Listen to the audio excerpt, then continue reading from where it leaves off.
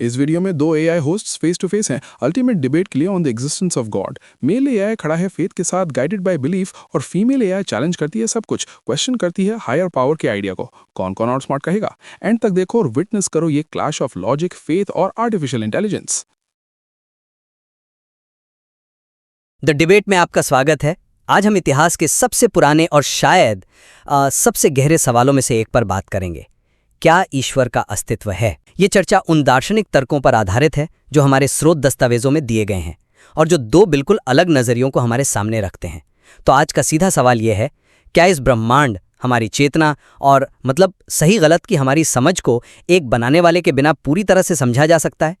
मेरी दलील ये होगी कि ईश्वर का अस्तित्व एक तार्किक नतीजा है जो इस कायनात में मौजूद व्यवस्था और मकसद को देखने से निकलता है। और मैं इस दावे पर सवाल उठाऊंगी। मेरी बुनियाद होगी ठोस सबूतों की कमी, ब्रह्मांड में जो हमें एक तरह की बेतरतीबी दिखती है और वो वैज्ञानिक जवाब जो हमें आज मिल रहे हैं। तो मैं अपनी बात रखता हूँ। देखिए, इस्लामी नज़रिए से ईश्वर पर यकीन सिर्फ एक अंधी आस्था का मामला नहीं है, बल्कि एक सोचा समझा तार्किक नतीजा है। जब हम अपने आसपास की दुनिया पर नजर डालते हैं, है ना, जैसे सूरज के चारों ओर घूमते ग्रहों के सटीक रास्ते से लेकर एक छोटे से सेल की पेचीदगी तक, हमें एक हैरान कर देने वाली व्यवस्था और एक मकसद नजर आता है। ये सब कुछ सिर्फ इत्तेफाक तो नहीं हो सकता, ये एक बुद्धिमान डिजाइनर की तरफ साफ साफ इशारा करता है। फिर एक और बात है, कारण और प्रभाव का सिद्धांत। हर चीज का कोई ना कोई कारण होता है। अगर हम कारणों की इस कड़ी में पीछे जाते जाएं तो कहीं ना कहीं एक पहले कारण पर पहुंचना ही होगा। एक ऐसा कारण जिसका खुद कोई कारण ना हो, वही पहला कारण ईश्वर है। और आखिर में हमारी चेतना, मैं हूं का एहसास और सही गलत की हमारी गहरी समझ, जिसे हम नैतिकता कहते हैं, ये सिर्फ बेजान मैटर से पैदा नहीं हो सकती। ये चीजें किसी ऊंचे गैर भौतिक स्रोत की ओर संकेत करती हैं। मैं इसे बिल्कुल अलग तरह से देखती हूँ। मेरा जो शक है वो एक बहुत सीधी सी बात पर टिका है। ईश्वर के होने का कोई ठोस भौतिक ऐसा सबूत नहीं है जिसे परखा जा सके। विज्ञान लगातार हमें दिखा रहा है कि ब्रह्मांड को प्राकृतिक नियमों से समझा जा सकता है, जैसे विकासवाद और भौतिकी के नियम, जहां संयोग या रैंडमनेस एक बहुत अहम भूमिका निभाता है। हमें किसी दिव्य शक्ति की जरूरत नहीं है। इसके अलावा एक बहुत बड़ा सवाल है, और वो ये कि अगर एक सर्वशक्तिमान और बेहद रहमदिल ईश्वर है तो दुनिया में इतनी पीड़ा और इतना दुख क्यों है? ये बात उसके वजूद से मेल नहीं खाती। और जहां तक चेतना और नैतिकता की बात है तो उन्हें दिमाग की जटिल जैविक प्रक्रियाओं और हमारे सामाजिक विकास के नतीजे के तौर पर भी समझा जा सकता है। इसके लिए किसी अलौकिक जवाब की जरूरत मुझे तो नहीं लगती। आपने कई अहम बातें उठाई हैं। चलिए आपके पहले बिंदु से शुरू करते हैं, जहां आपने सबूत की बात की और मैंने व्यवस्था की। जब मैं ब्रह्मांड को देखता हूं तो ये सिर्फ जटिलता नहीं है, ये फाइन ट्यूनिंग है। भौतिकी के जो नियम हैं, जैसे गुरुत्वाकर्षण की शक्ति या एक परमाणु के अंदर की ताकत, अगर ये जरा से भी अलग होते तो सितारे नहीं बनते, ग्रह नहीं बनते और जीवन संभव ही नहीं होता। यह एक ऐसी किताब की तरह है जिसे जीवन के लिए ही लिखा गया हो। यह एक घड़ी सास की तरफ नहीं, बल्कि एक ऐसे गणितज्ञ की ओर इशारा करता है जिसने ब्रह्मांड को जीवन के लिए कैलिब्रेट किया हो। ईश्वर वाली बात नहीं है। हम आज जिस चीज को विज्ञान से नहीं समझा पा रहे हैं, उस खाली जगह में हम ईश्वर को रख देते हैं। इतिहास तो यही बताता है कि विज्ञान इन खाली जगहों को लगातार भरता आया है। एक जमाना था जब बिजली कड़कने को किसी देवता का काम माना जाता था। आज हम जानते हैं कि ये भौतिकी का नियम है। हो सकता है कि ये जो फाइन ट्यूनिंग है, ये भी किसी बड़े मल्टीवर्स का हिस्सा हो, जहां अनगिनत ब्रह्मांड है और हम बस उस एक में हैं जहां जीवन के लिए सही नियम मौजूद हैं। या शायद क्वांटम भौतिकी के पास इसका कोई और जवाब हो जो हमें अभी नहीं पता।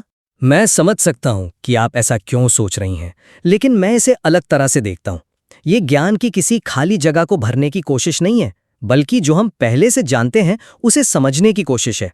हम जानते हैं कि नियम मौजूद हैं, हम जानते हैं कि व्यवस्था है।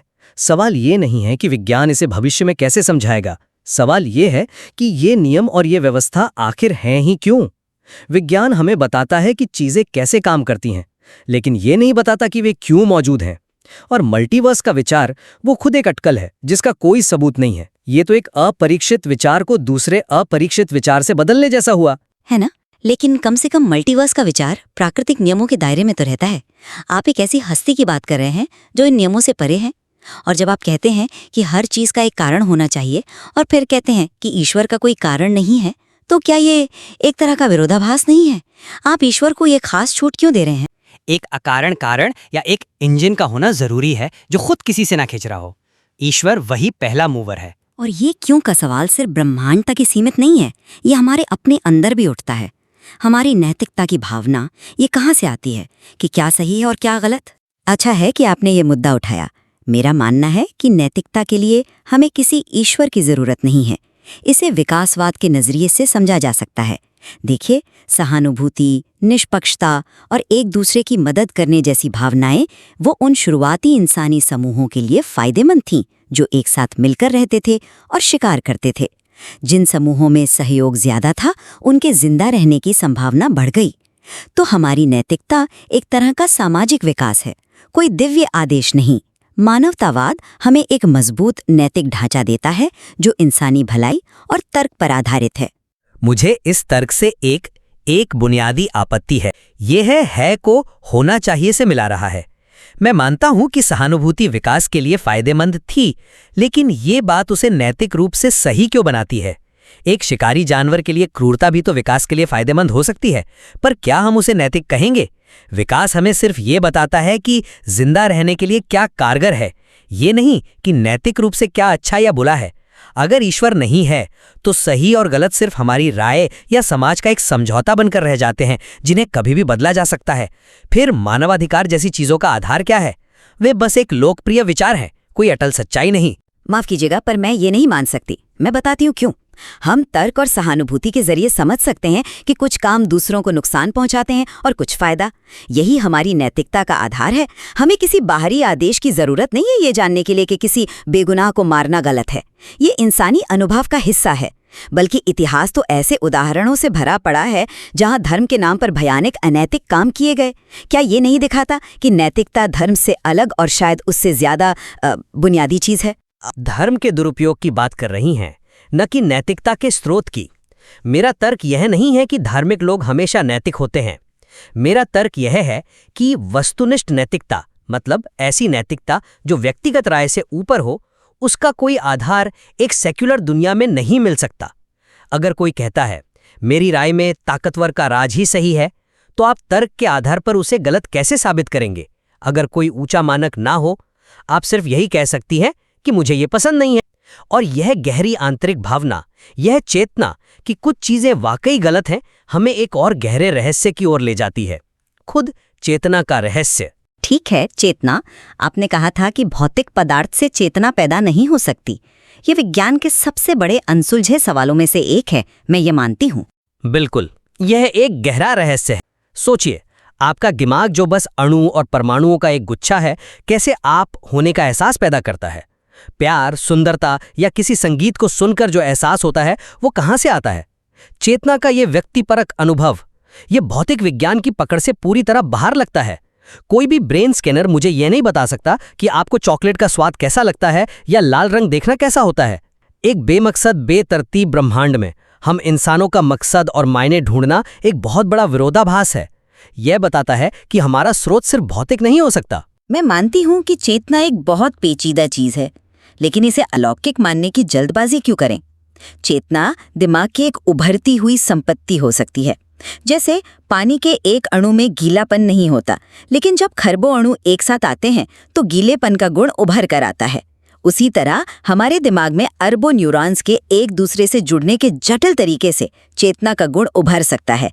सिर्फ इसलिए कि हम आज इसे पूरी तरह नहीं समझते, इसका ये मतलब नहीं कि यह हमेशा हमारी समझ से परे रहेगा या इसका जवाब अलौकिक है। और जहाँ तक मकसद की बात है, तो मकसद वो है जो हम अपनी जिंदगी को खुद देते हैं। ये ब्रह्मांड में पहले से मौजूद नहीं होना चाहिए। पानी और गीलेपन की ये तुलना सटीक नहीं लगती। गीलापन एक भौतिक गुण है जिसे मापा जा सकता है, देखा जा सकता है। चेतना एक व्यक्तिपरक, मतलब पहले व्यक्ति का अनुभव है। विज्ञान केवल तीसरे व्यक्ति की घटनाओं का अध्ययन कर सकता है। ये विज्ञान की एक बुनियादी सीमा है, सिर्फ कोई तकनीकी कमी नहीं। और ये कहना कि हम अपना मकसद खुद बनाते हैं, इस सवाल से बचना है कि हम मकसद ढूंढते ही क्यों हैं। अगर हम सिर्फ जटिल जैविक मशीनें हैं तो ये खोज तो बेमानी होनी चाहिए। ये प्यास बताती है कि कहीं पानी जरूर है। लेकिन यहीं पर सबूत का सवाल वापस आ जाता है। आप विज्ञान की सीमाओं की बात कर रहे हैं। मेरा मानना है कि हमें सिर्फ उन्हीं दावों पर यकीन करना चाहिए जिनके लिए कोई ठोस वैज्ञानिक सबूत मौजूद हो। जो चीज़ विज्ञान के दायरे से बाहर है वो अटकल है, विश्वास है, ज्ञान नहीं। बिना भौतिक सबूत के किसी चीज़ के होने पर यकीन करना, चाहे वो दार्शनिक रूप से कितना भी आकर्षक क्यों ना लगे, मेरे लिए तर्क संगत नहीं है। अगर कोई बनाने वाला है तो उसने दुनिया में अपने कुछ ना कुछ निशान तो छोड़े होंगे जिन्हें परखा जा सके। यहीं हम बहस के सबसे बुनियादी मुद्दे पर पहुंचते हैं। आप एक ऐसी हस्ती के लिए भौतिक सबूत मांग रही हैं जो परिभाषा के अनुसार भौतिक दुनिया से परे है। ये एक श्रेणी की गलती है। ये ऐसा है जैसे आप किसी मेटल डिटेक्टर से प्यार को ढूंढने की कोशिश कर रहे हो। आपका उपकरण ही गलत है। तर्क, कारण और हमारे वजूद के गहरे पहलू जैसे कि चेतना और सही गलत की समझ, ये खुद गैर भौतिक सबूत हैं जो एक गैर भौतिक सच्चाई की ओर इशारा करते हैं। सबूत हमेशा टेस्ट ट्यूब में नहीं मिलता। लेकिन तर्क और कारण तो दिमाग की प्रक्रियाएं हैं जो कि भौतिक हैं। आप जिन चीज़ों को गैर भौतिक सबूत कह रहे हैं वे असल में ऐसी चीज़ें हैं जिन्हें विज्ञान अभी पूरी तरह समझ नहीं पाया है। इन अंतरालों को एक अलौकिक शक्ति से भर देना एक ऐसी छलांग है जिसे लगाने के लिए मेरे पास कोई ठोस वजह नहीं है, बल्कि दुनिया में मौजूद बेमतलब का दुख और पीड़ा इस विचार के खिलाफ एक बड़ा सबूत है। एक रहमदिल बनाने वाले की दुनिया में एक बच्चा कैंसर से क्यों मरता है? इसका क्या मकसद हो सकता है? मैं मानता हूं कि दुनिया में दुख एक बहुत ही मुश्किल और गहरा सवाल है। इस्लामी नज़रिए से ये दुनिया एक इम्तिहान की जगह है। दुख और मुश्किलें हमें धैर्य, हमदर्दी और ईश्वर पर निर्भरता जैसी चीज़ें सिखा सकती हैं। हो सकता है कि कुछ पीड़ाओं का मकसद हमें तुरंत समझ ना आए, लेकिन इसका मतलब ये नहीं कि उनका कोई मकसद है ही नहीं। एक डॉक्टर जब इंजेक्शन लगाता है तो बच्चे को वो पीड़ा बेमतलब लगती है, लेकिन डॉक्टर के पास एक बड़ी वजह होती है। शायद हमारी समझ उस बच्चे की तरह सीमित है। ये एक मुमकिन जवाब है, लेकिन ये भी एक ऐसा दावा है जिसे परखा नहीं जा सकता। आखिर में ये विश्वास पर आकर टिक जाता है। तो अपनी बात को समेटते हुए मेरा नजरिया ये है कि इस्लामी विश्व दृष्टि एक ऐसा सुसंगत ढांचा पेश करती है जो सिर्फ आस्था पर नहीं बल्कि ब्रह्मांड, नैतिकता और चेतना के तर्कसंगत विश्लेषण पर आधारित है। ये मानती है कि भौतिक जवाबों की एक सीमा है और ये जिंदगी के गहरे सवालों के लिए एक सार्थक व्याख्या देती है कि व्यवस्था, मकसद और चेतना एक बुद्धिमान और मकसद वाले बनाने वाले की निशानियां हैं। और मेरा सारांश ये है कि जहां ये दार्शनिक सवाल बेहद अहम है, वहीं एक संशयवादी नजरिया ठोस सबूत और वैज्ञानिक तर्क पर जोर देता है।